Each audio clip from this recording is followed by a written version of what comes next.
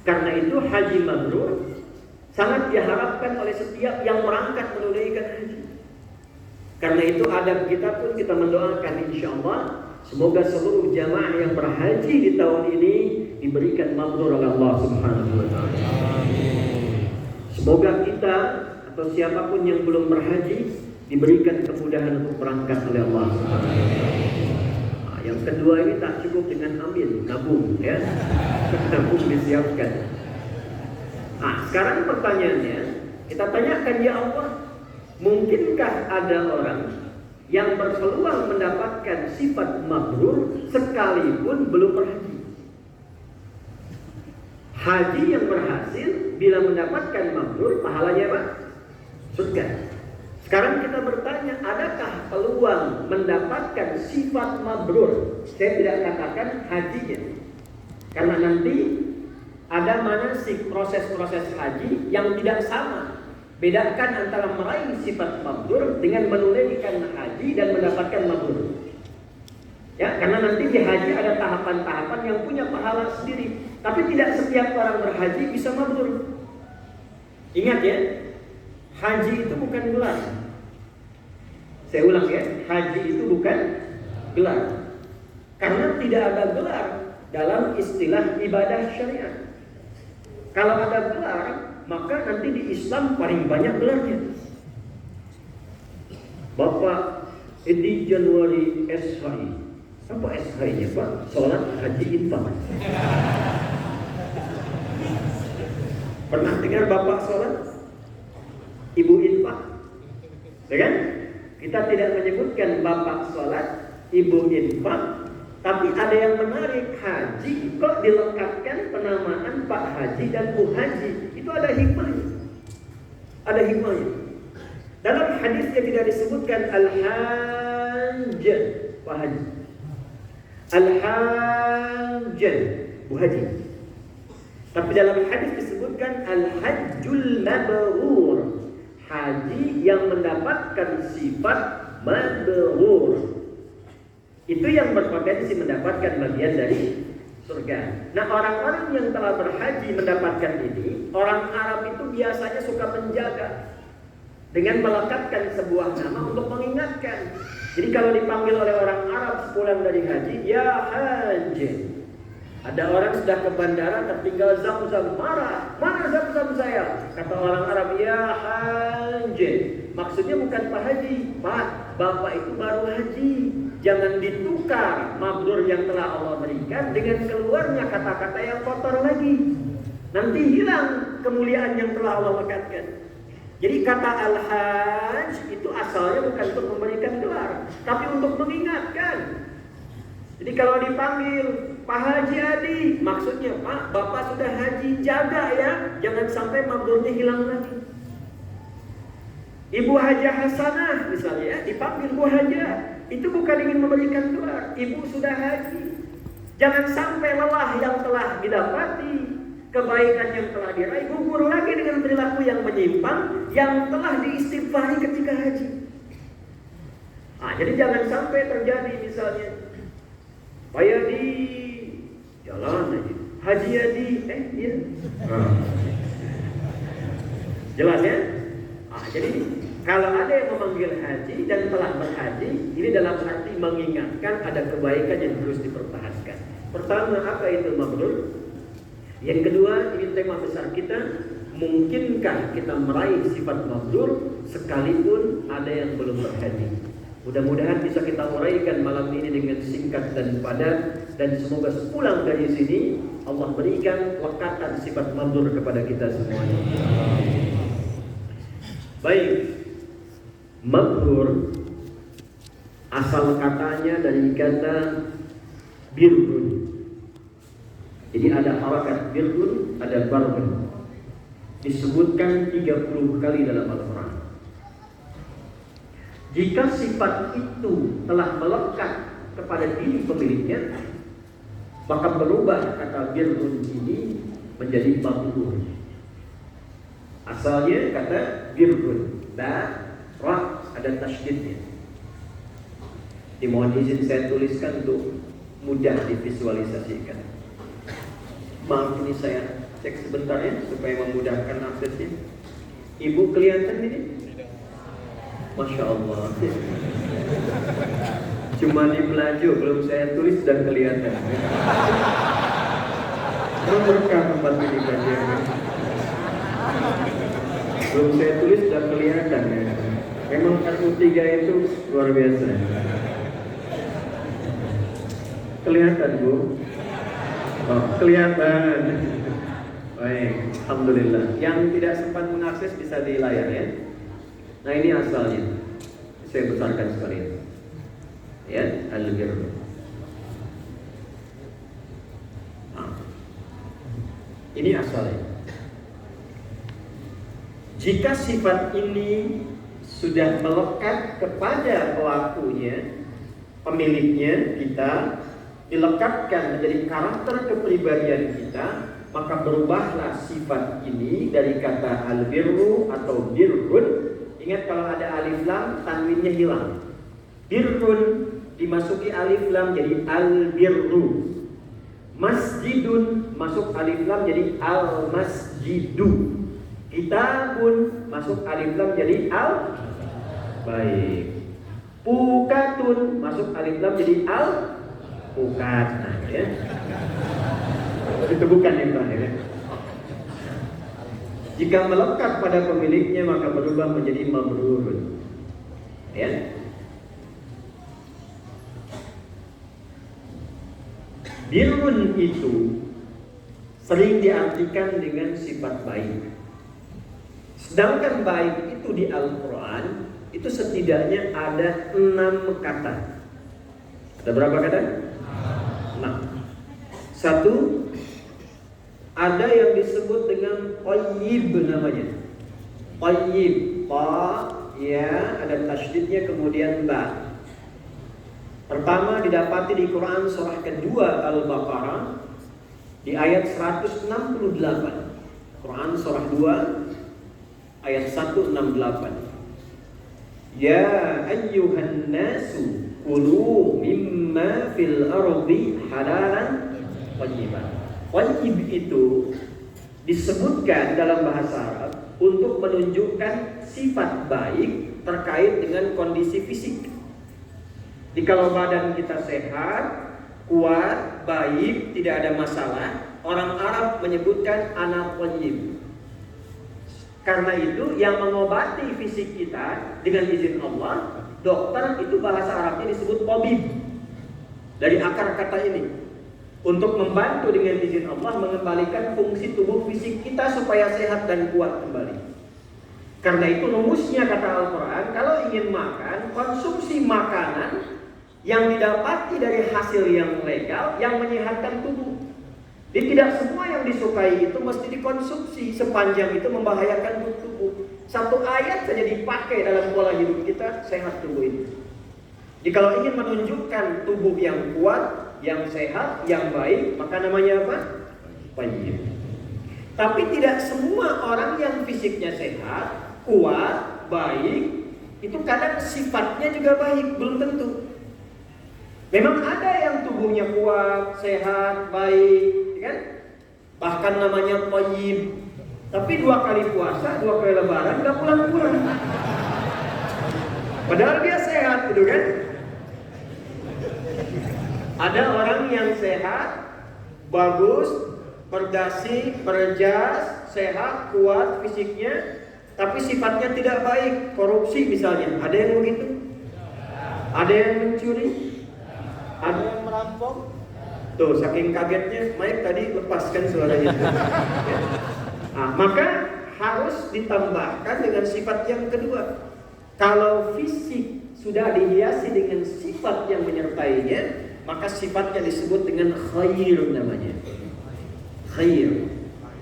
Nah, khair. Kalau sudah khair, ini menunjuk kepada sifat. Jujur itu sifat, sabar itu sifat, rendah hati itu sifat. Jadi setiap sifat-sifat baik yang mengiringi karakter kita itu disebut dengan khair. Jadi kalau Anda bertanya, "Kaifa haluk ya akhi? Apa kabar?" "Alhamdulillah ana khair." Ana bi khair. saya dalam keadaan baik, maksudnya bukan sekedar sehat, tapi Anda pun punya sifat-sifat yang mulia. Jangan katakan ana bi khair, tapi senang bikin hoax. Karena tidak ada hoax yang khair. Ana bi khair, tapi senang berselisih. Ana bi khair, tapi senang mencela. Itu bukan khair namanya. Jelas ya? Sifat ketika menjadi baik disebut apa? Khair. Karena itu umat Islam ketika hidup dulu belum ada cahaya Islam di masa sebelum diangkatnya Nabi, masyarakatnya disebut apa namanya? Jahiliyah. Jahiliyah itu tak kenal baik maksudnya. Jadi kalau semua karakteristik keburukan itu ada semua di situ. Pencuri lengkap, pembegal satu kampung, kampung Difar itu begal semua dulu. Tokohnya dulu namanya Jundub bin Junadah. Jundub itu pemimpin para begal di masanya. Datang ke Nabi, masuk Islam, berubah jadi orang baik. Cuma lihat Nabi bersyahadat langsung jadi baik. Maka dia pulang ke kampungnya mendakwahi Islam. Itu sekampung begal jadi baik semua masuk Islam. Baik semua. Untuk mengabadikan itu, maka dia senang menggunakan nama kampungnya untuk menginspirasi. Karena dia berasal dari Gifar, tinggal tambahkan al untuk menyebut nama kampung dari nama daerahnya. Gifar tambah al, jadi Al-Ghifari. Maka dikenallah Abu Dzar Al-Ghifari. Jadi kalau ada al ujungnya i, menunjuk nama tempat, maksudnya saya dari kampung itu. Ayo, siapa yang kenal Imam Al-Bukhari? Kenal Imam Al-Bukhari? Nah, kenal di mana? Sudah belum ditulis kelihatan kenal Imam Al-Bukhari. Luar biasa. Cuma dia yang ketiga. Al-Bukhari itu nama aslinya Muhammad. Punya bapak namanya Ismail. Punya kakek namanya Ibrahim. Kakek buyutnya Al-Mughirah, yang buyutnya Al-Bardisbah. Tinggal di Kecamatan Ju'fa, Kabupaten Bukhara, ya, Provinsi Khorasan, negara Uzbekistan sekarang. Karena dari Bukhara, maka beliau perkenalkan, saya bukan dari Arab, saya ini dari Bukhara, ana Al-Bukhari. Gak pakai Al-Bukhari. Dulu ada orang tua kita, tuan guru dari Palembang dulu, jadi mufti di Mekah itu, namanya Syekh Abdul Samad Al-Palembangi. Jadi ada Al-Yawi, ada Al-Palembangi, ya. Ada Syekh Yasin Al-Padang.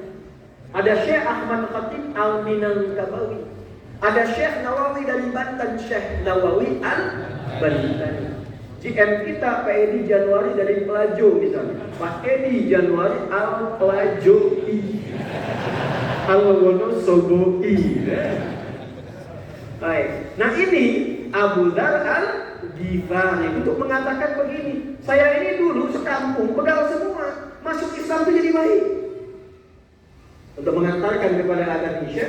Karena itu orang-orang yang telah berislam, ketika inspirasinya tinggi, kebaikannya menjadi karakter, itu langsung dipuji oleh Allah. Persaksiannya langsung dari Allah dengan turunnya Quran surah ke-3 Ali Imran di ayat yang ke-110.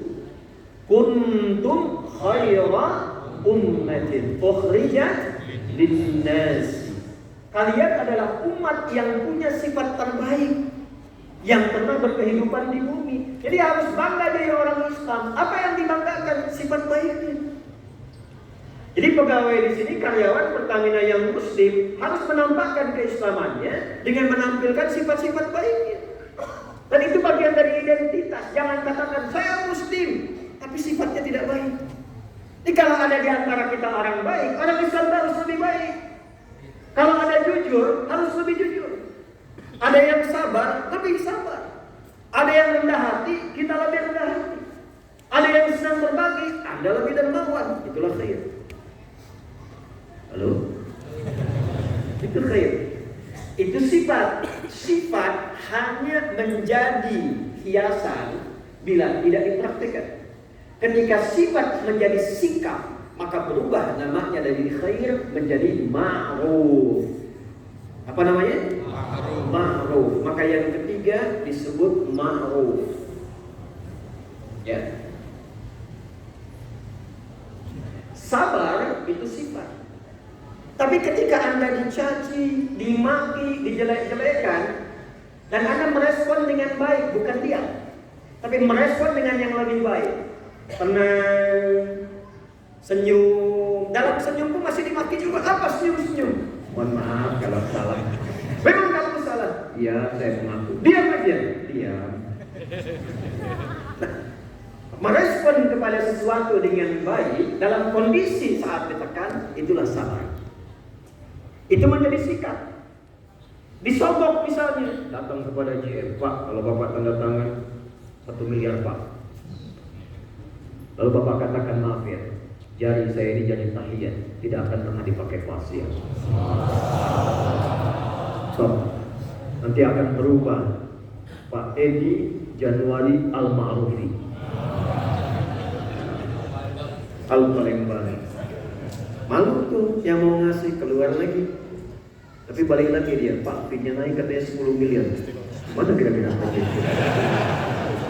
Sebentar saya isi orang dulu. Maksiat tidak ada istihara. Nah, ketika kebaikan dipraktekkan, jujur dipraktekkan, sabar dipraktekkan, rendah hati dipraktekkan, maka berubah dari sifat menjadi ma'ruf, dari sifat menjadi sikap. Karena itu, saking pentingnya khair dan ma'ruf sering disatukan. Penyatuannya ada di Quran, di antaranya surah ketiga di ayat 104. Wal takum minkum ummatun yad'una ilal wa ya'muruna bil ma'ruf wa yanhauna 'anil munkar. Sudah masuk waktu Isya? Belum. Baik. 4. Fokus. Apakah setiap sikap baik itu pasti diniatkan karena Allah? Belum tentu. Kadang ada yang kebaikan universal saja. Kalau sampai level ma'ruf, jangankan setiap insan beriman, yang belum beriman pun bisa baik. Ada non muslim yang jujur? Ada. Yang rendah hati? Ada. Jadi baik ini netral kalau sampai ma'ruf. Masih netral. Tapi ketika kebaikan itu dikerjakan karena Allah, maka berubah namanya dari ma'ruf menjadi ihsan. Ihsan. Maka ihsan adalah kebaikan yang semuanya diniatkan karena Allah. Karena itu pekerjaannya otomatis berubah menjadi ibadah. Di hadis Muslim nomor hadis yang ke-8, Nabi mendefinisikan ihsan itu an ta'budallaha ka'annaka tarahu fa in lam takun tarahu fa innahu yaraka. Anda menjadikan semua kegiatan itu sebagai ibadah karena Allah. Makannya jadi ibadah, minumnya ibadah, merawat anak ibadah, kerja ibadah. Dan kita merasa diawasi Allah. Sekalipun tak mampu sekarang melihatnya, tapi yakin diawasi. Itu ihsan. Ini bukan persoalan biasa, punya nilai tinggi di hadapan Allah. Contoh, ibu saat merawat anak, jujur Bu ya, merawat dari melahirkan, mendidik dan sebagainya, orang tua, ibu mendidiknya karena cinta atau karena Allah? Ayo Pak. Bapak ibu mendidik anak itu karena cinta terhadap anak atau karena Allah? Masa? Karena setiap klaim itu butuh pembuktian. Coba lihat di sekolah, di mana disekolahkan dia? Di mana dia dididik? Dibekali apa ia? Dipakaikan apa ke tubuhnya? Kalau memang Anda mencintai anak itu karena Allah, maka Anda akan menjaga hukum-hukum yang telah Allah tetapkan. Tidak mungkin Anda berikan pakaian yang tidak Allah sukai. Tidak mungkin Anda tempatkan di tempat yang tidak Allah sukai. Tidak mungkin dididik di tempat-tempat yang menjauhkan dia dari Allah. Jadi kalau memang pekerjaan dilakukan karena Allah, maka kita akan menjaga semua aktivitas itu sesuai dengan apa yang Allah sukai. Itulah yang disebut dengan ihsan. Kenapa saya buka dengan pendidikan? Karena mendidik anak itu dan bakti anak kepada kedua orang tua itu bagian dari sifat ihsan. Itu ada di Quran surah ke-46 di ayat yang ke-15. Wa wassaynal insana biwalidayhi ihsan. Prakteknya begini Pak, Bu. Ini sederhana nih. Semua pekerjaan kita bisa jadikan ihsan. Ihsan itu begini. Bisa beri contoh ya, sebelum kita masuk isya sejenak. Ini apa ini? Ini gelas, dalamnya ada air. Air apa? Air bening, ya. Baik, lihat sini baik-baik. Fungsi air itu apa? Diminum menghilangkan haus. Baik, lihat baik-baik. Itu fungsi universal. Semua orang minum karena butuh minum. Di fungsi dasar minum itu menghilangkan haus. Ketika diminum, insya Allah haus hilang. Pertanyaannya, apakah kegiatan minum ini punya nilai di hadapan Allah? Karena kita lagi minum, airnya keluar lagi dalam bentuk kotoran, selesai. Lantas apa yang membedakan iman kita di hadapan Allah? Untuk menjadikan ini punya nilai ibadah, punya sifat ihsan, maka caranya niatkan minum ini tujukan karena Allah untuk kepentingan ibadah. Bagaimana caranya? Sertakan kalimat Bismillahirrahmanirrahim.